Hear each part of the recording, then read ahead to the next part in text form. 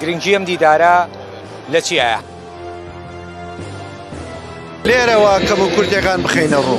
کەرکووکش خۆ دەزانی ئێمە بە قەڵای سەوزی یەکێتیە زانین و کوردستانیشە. داوای سەرکەوتنەکەین لە هەموو لجنەکانی دیداری یەکێتی و بە سنگێکی فراوان بیر و بۆچوونەکانمان وەرگرن. الاتحاد الوطني الكردستاني بإقامة هذه الملتقى يثبت بأنه حزب التجديد وحزب التحديث وحزب الإصلاح. ضمنيام يجتين اجتماعي كردستان لم أركيدا لم ديداريدا سركوتو دبيت. İdareki zor gringa. Güzel bir yoldu. Bu yola için inşallah Allah'ın izniyle bir kardeşlik buyruğu çalıştı. كێتە نیشتمانی کوردستان هەمیشە بە چاوی بەڕێزەوە تەماشاوی ئێمەی کردبوو جۆر لە داواکاریەکانی ئێمەی کورد دواڕۆژی کورد هەر یەکێتی نیشتمانی کوردستانە. ئەمە لە کەرکووک قودسی کوردستانەوە ئەنجامەدرێت.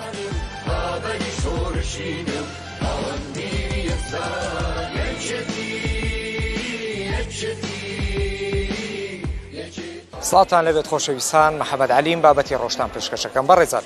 بابەتی ڕۆژیم ڕۆیمە لە نێو سنتەری ڕۆشنبیری کەرکووک باس لە دیداری یەکێتی نیشتیمانی کوردستان ئەکرێ. ئەمڕۆ خۆشبەختانە یەکێتی نیشتیمانی کوردستان دیداری یەکێتی ساز کرد. دیدارەکە کۆمەڵی بابەت لە خۆ ئەگرێ. ئێمە پرسین گرنگی ئەم دیدارە لە چیایە؟ هاوکات بۆچی لە نێو کەرکووکی یەکێتی نیشتیمانی کوردستان ئەم دیدارە ساز کرا؟ من زیاتر لەگەڵ ئەو جەماوەرە گفتوگۆکەم کە بۆ ئەم دیدارە ئامادەن. ئێوەش بینەر بن.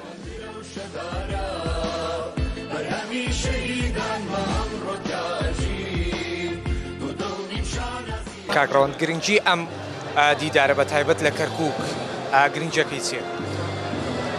بە تاکید کەرکووک گرنگی خۆی هەیە بۆ یەکێتی نیشتیمانی کوردستان بۆ کورد.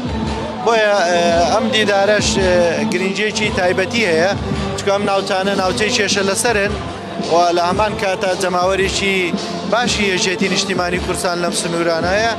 بۆیە ئەمە کارێکی زۆر پیرۆزە و کارێکە ئەبێ هەمومان ئێتیمامی باشی پێ بدەین و هەوڵ بدەین لێرەوە کە بۆ کوردەکان بخەینە ڕوو. گرنگی ئەم دیدارە بەڕێی خۆت لە چییە؟ وڵا گرنگی ئەم دیدارە زۆر خاڵی گەشەیە باسیکەین، بەڵام لەوانێت تۆ وەختێکی کەمت دابێ بە من وەنیا؟ فەرموو ئاسایی قسەی خۆت. مەسەڵەن یەکەمیان لە کەرکووکە بەسرێ، ئەوەی تر کەرکووکش خۆ دەزانی ئێمە بە قەڵای سەوزی یەکێتیە زانین و کوردستانیشە. وەڵامێکە با بڵێن بۆ نەیارەکانمان کە خەڵکی کەرکووک و دووس خورمات و دەسەڵگرنین لەسەر خاکەکەیان. چکە خاک هەرچەنە ئێستا پرۆسەی تعریب بە خشکەی و بە ئاشکرا لە کەرکووک هەر بەردەوامە. لێرە شۆ ئێمە ڕەخناگرین لە ئەو برادرانی کە لە بەغدان یا لە ئەندام پەرلەمانەکان یا لەسەر کۆماریش خۆڕەخنا احتیادیە بۆ ڕازی ئەبن ئەم تعریبە بکرێ. بەڵام گرنگی ئەمە لێرە کۆکردنەوەی پێکاتەکان و حتا خەڵکێکی تایە با بڵێن هەر هەواداری یەکێتیە، چکە پلە لەم شوێنانەیە زۆر دەور نابێنێ، ئیخساس دەورە بێنێ. ئێمە ئەمانەی یەکێتی نوێ بکەینەوە لەسەر ئەساسی بڕیارەکانی کۆنگرە. بەڵام لەبەر هەندێک مەشاکل و گریل و گرفت نەمانتوانین بە تەواوی نوێکەینەوە.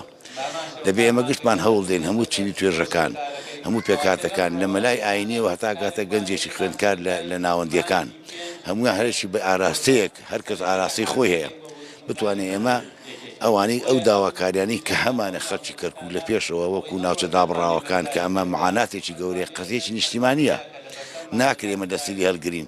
ئەتوانین دەسەڵگین لە هەندێشتی وردە، بەڵام ناتوانین دەسەڵگرین لەسەر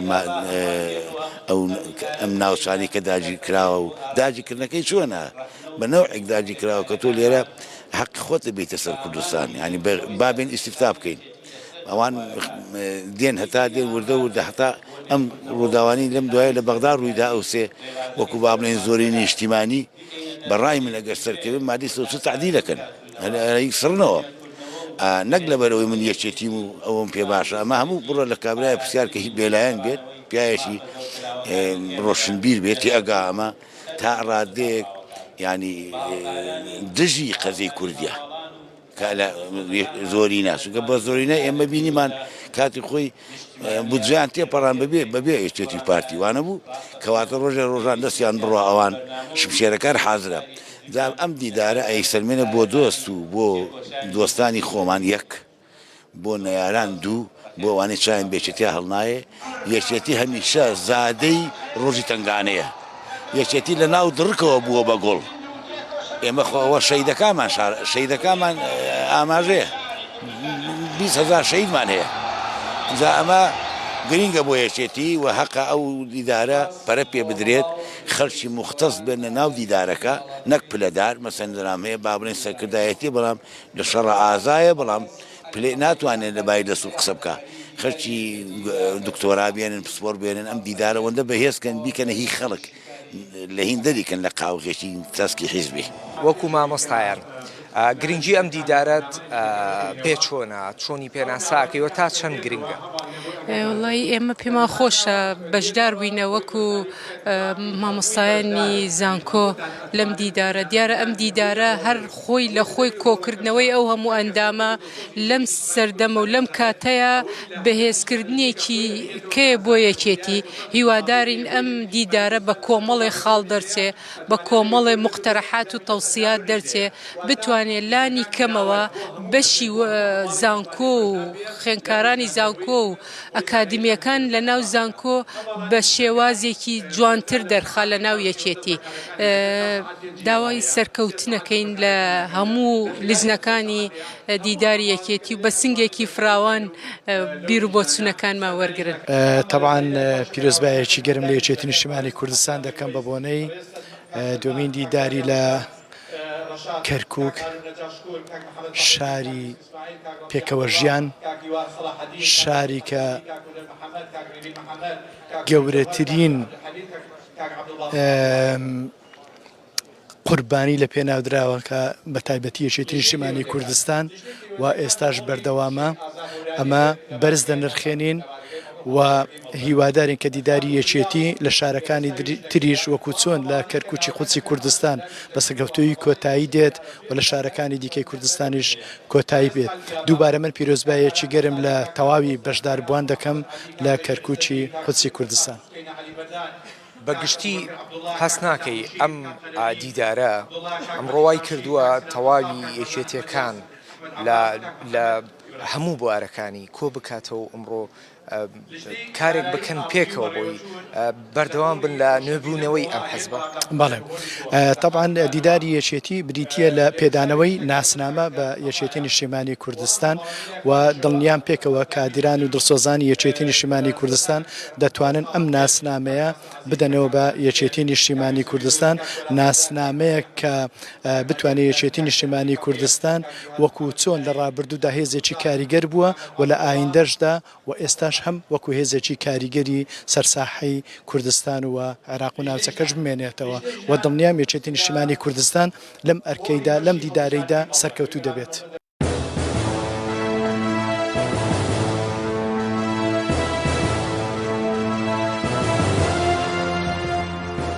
گرنگی ئەم دیدارە لە چیایە؟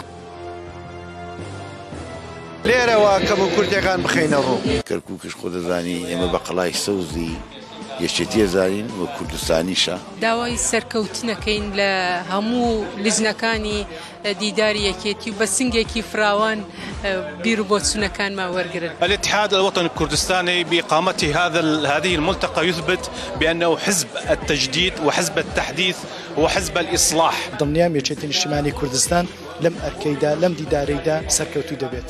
دیدارێکی زۆر گرینگە Güzel bir yoldu. Bu yola çıkın inşallah Allah'ın izniyle bir kardeşlik buyruğu çalıştı. یەکێتی نیشتیمانی کوردستان هەمیشە بە چاوی بەڕێزەوە تەماشاوی ئێمەی کردبوو جۆل لە داواکاریەکانی ئێمەی کورد دواڕۆژی کورد هەر یەکێتی نیشتیمانی کوردستانە ئەمە لە کەرکووکی قودسی کوردستانەوە ئەنجامەدرێت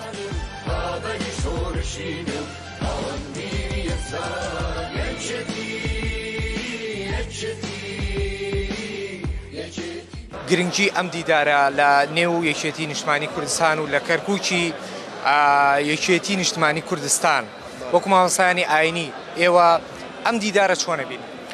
دیدارێکی زۆر گرینگە بۆ ئەوەی کەوا نێوماڵی خۆی ڕێکخاتەوە یەکێتی بە تایبەتی لە هەموو با بڵێن سەردەمی کوردستان و تایبەتی لە شاری کەرکووک با بڵێن بۆیە ئەمە پێداچوونەوەیە بە ناو ماڵی خۆی یەکێتی بۆ ئەوەی کە جارێکی تر بتوانێت جەماوەرەکانی خۆی ئاشتەوەکە جەماوەری خۆی ڕاکێشێتەوە چکە جەماوەرێکی گەلێ زۆری هەیە لەوانەیە بە چەند هۆکارێک با بڵێن ڕەنجابێتن لە یەکێتیە بەڵام ئەم لوزنانەی کەوا دامەزراوە ئینشاءڵڵا هیوای ئەوە دەخوازین کەوا کۆمەڵێ قۆناغدا بنا بۆی هەموو ئەو کێشانەوەی کردووەکەوە یەکێتی ئەگەر با بڵێن کۆمەڵێ یعنی با بڵێن شکستی هێنابێ لە هەندێک شوێنایە هەموو ئەوانە چاک کاتەوە و لە یەکێتەکەی جاران بەهێزتر و بەتواناتر بێ ئینشاءڵڵا.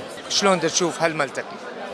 طبعا إقامة ملتقى الاتحاد الوطني الكردستاني في مثل هذا الظروف يعتبر شيء تاريخي بالنسبة للاتحاد الوطني الكردستاني، خصوصا أن المنطقة تشهد تغييرات سريعة، العراق بشكل عام ومدينة كركوك بشكل خاص وكذلك المناطق المتنازعة عليه.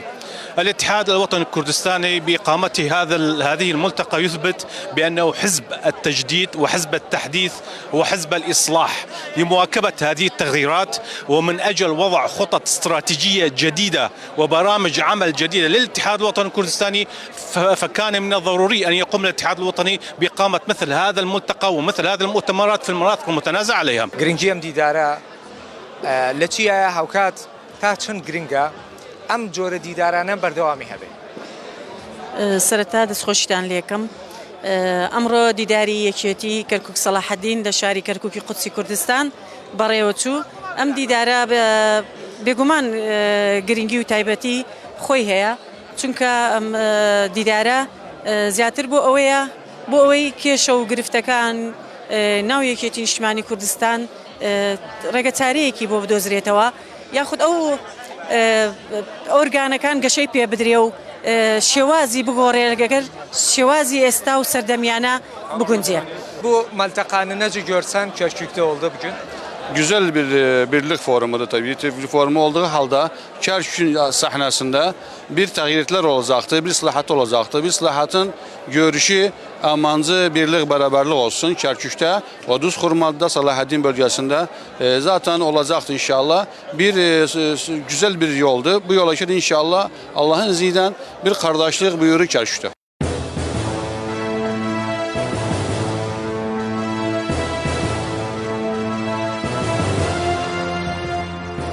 گرنگیم دیدارە لە چیایە؟ لێرەوە کەم و کورتەکان بخەینە ڕوو.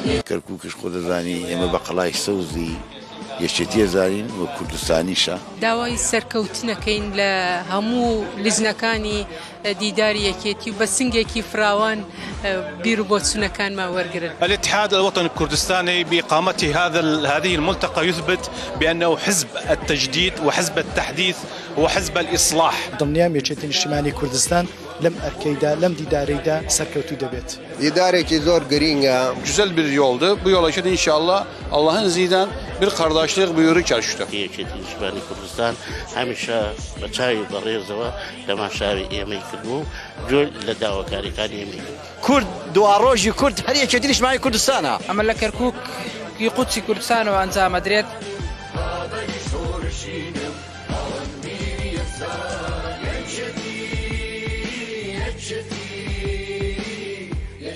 و کۆمەڵی کورتە باڵاکان ئەمڕۆ تا چەند بە گرنگی زانی لەم جۆرە دیدارانە گرنگی پێ بدرێت. خۆی گرنگی ئەوەیە بە تایبەتی بۆ کەسانی خاوەن پێداویستی تایبەت هەموو لە کاتی کۆنگرەیە ئێمە ڕۆڵمان نەبووە لە کۆنگرە بە تایبەتی من دووەم جارمە لە کۆنگرە بەشدار بووم لەم دیدارەشە بە تایبەتی بانگێشی تایبەت کراوم بە خۆشحاڵی و یەکێتی نیشتیمانی کوردستان بە شۆشال کارەکات و بۆ سەرجەم لە ئەنگلەکانی بۆ یەکێتی نیشتیمانی کوردستان بۆ کەم و کورتیەکان بە تایبەتی ئێمەش بوونمان بەڕاستی ئەوە ڕێزێکی تایبەتە بە تایبەتی بۆ کەسانی خاوەن پێداویستی تایبەت و یا بۆ تەواڵەکان بە شێوەیە ئێمە لە لەژنەکان هەمیشە بە تایبەتی هەم ڕۆڵمانەوێ تەرخ و پێشنیاری خۆمانەوێ بە تایبەتی یەکێتی نیشتیمانی کوردستان لە خوێندنگاکانە لە تەندروستیە لە بواری کۆمەڵایەتیە لە بوارەکانی ترە چۆن مافی خاوەن پێداویستی تایبەت بەدی بێنێ بە تایبەتی یەکێتی نیشتیمانی کوردستان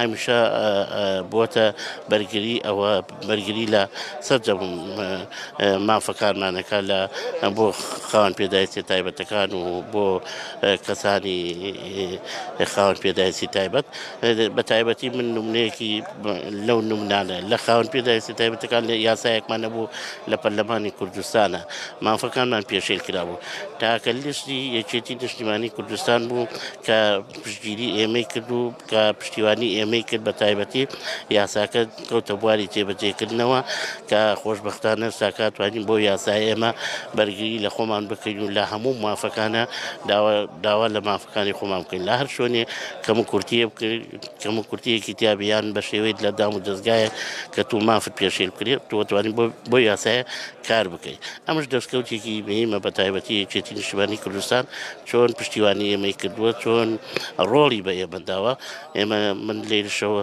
بە تایبەتی هەم لە دیدارەکەی دیدارشە لە مای پێجا بە تایبەتی ئێمە هەم ڕۆڵشمانە بێ و هەم پێگەیەکی باشمان شەبێ بە تایبەتی یەکێتی نیشتیمانی کوردستان هەمیشە بە چاوی بەڕێزەوە دەماشاوی ئێمەی کردو و جۆ لە داواکاریەکانی ئێمەی کرد بەگشتی لەم جۆرە دیدارە تا چەند گرنگە هاوکات هەمووان لێرە لە ژێر سێبەری یەکێتی نیشتیمانی کوردستان کۆبووینەتەوە تا چەند ئەم جۆرە دیدارانەت بە گرنگ پێزە ئەمە زۆر پێویستە بۆ یەکێتی نیشتیمانی کوردستان سەرەتا دامەزرانی یەکێتی نیشتیمانی کوردستان ئەم هەنگاوانە تازە نیە لایەوە کە ئێستا بێتە سەر مەکتەبە دەستەی دامەزرێنەری گشتی دکتۆرە تەنانەت کە هەواڵ مامجەلال وتی نەوشەران مستەفاوش خەریکە تەواویەکە یەکێتی هەموو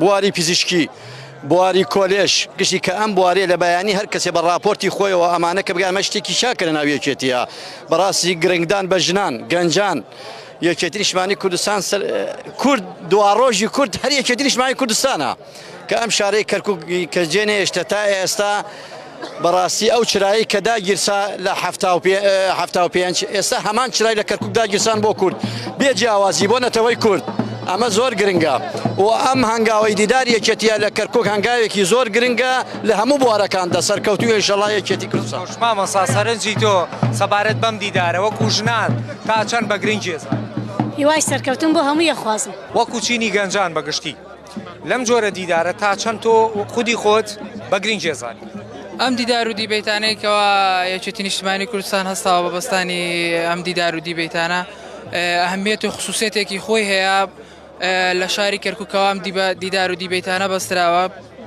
ئەهەمیەتی ئەوەی هەیەکەوە گرنگی زۆری داوە بە بواری گەنجان و بواری لاوان و خوێنکاران و بواری ژنان و زۆر سەرجەم بوارەکانی حزب ئەم بوارانە ئەبێ گەنج تیایدا بەشداری بکات لەبەر ئەوەی ئەهەمیەتێکی خۆی هەیە ئەمەوە ئەکا گەنج زیاتر بەرەو پێش بڕات گەنج زیاتر بەشدار بێت لە حزب گەنج زیاتر لە حزب پلە و پۆستەکان وەرببڕێت وا بکەین بە هەر هەمومانەوە ئێمە وەکو گەنج ژنان بە هەموو بوار و چین و توێژەکانەوە بتوانین یەکێتی بەرەو سەرکەوتن بەرین یەکێتی بەرەو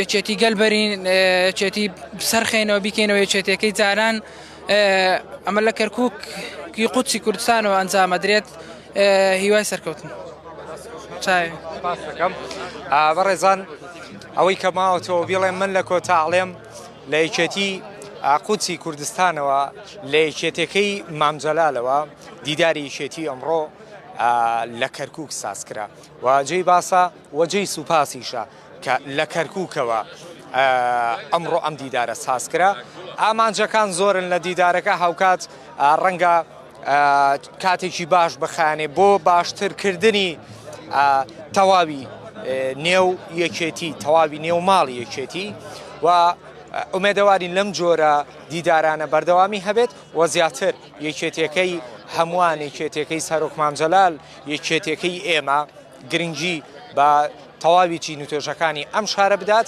هەروەک لە ڕابردوو مێژەیەکی جوانی بۆ خودی خۆی تۆمار کردووە و بۆ ئێستاش بایەخی تەواوتری پێ بدات. ڕێزی محەممەد علی وستافی پشتی کامێرام قبول بخوازن تا پرۆگرامی تر لە بابەتی ڕۆژ بەخواتان ئەسپێرم. خواتان لەگەڵ.